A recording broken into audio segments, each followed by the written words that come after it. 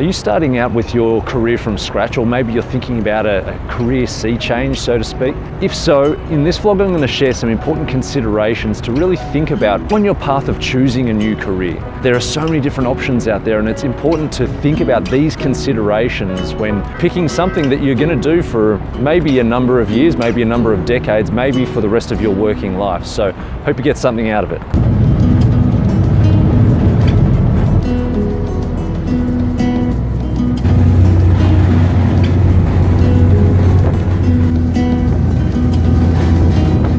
G'day, it's Rowan here from Your Life Design, where we inspire breakthrough to a healthier, wealthier, better version of you so you can live your life design. Your life design. That's what I'm trying to say.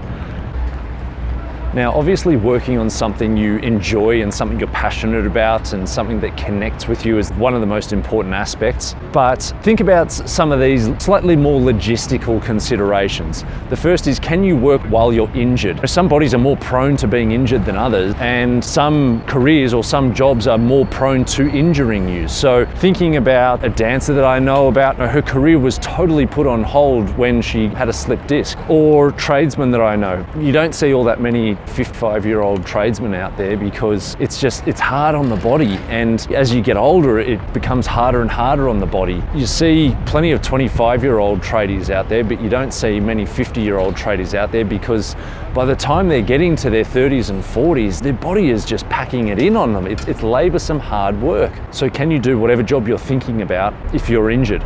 Another thing to consider is, does the role or the job have to be in a large company? If you have to be in a large company, then that's going to isolate you to larger metropolitan areas. You're probably not going to have as much chance to live out in the country or live in a smaller town if that's a desire.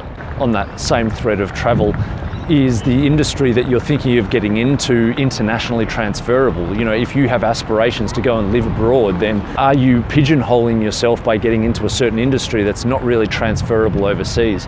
For example, the manufacturing of, a certain product or something in particular. If you're heavily entrenched in that niche, then are you limiting your options to live overseas and manufacture that product elsewhere because it's just not manufactured anywhere else?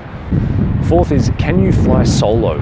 Is there scope to work on your own or be a consultant or freelance in one way or another? Because even though at this stage you might like the idea of working in big teams for big companies, in the future, similar to myself, you might get to that stage where you want to work on your own, or you want to have your own business or you want to start small. So can you fly solo within that industry?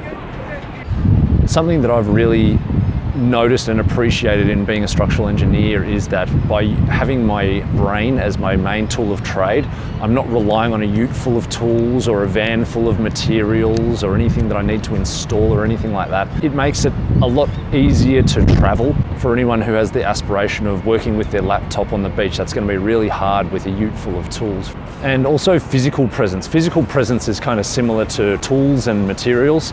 If you can eliminate the need for your physical presence, then that's going to be beneficial. Also, you're going to struggle with the whole Bali beach laptop dream idea if your physical body is needed. With structural engineering, sometimes I need to go to meetings or go out on site, meet with new clients, and so that limits my ability to work abroad or work by correspondence, I suppose. There are ways and means around it. I can employ people to be the hands on deck, but it's just something to consider.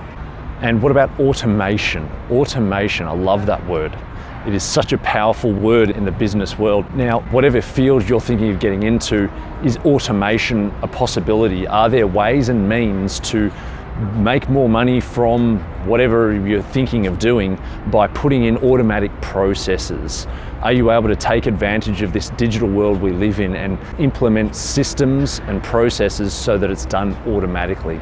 Also, something that's not seasonal is a good idea because the seasons are fickle. The earth is changing so rapidly at the moment, and summers are getting longer and hotter, and records are being broken all over the place for rainfalls and temperatures. So if your career is reliant on sunny days or is reliant on snow, for example, then you can be putting your career at danger in the long term.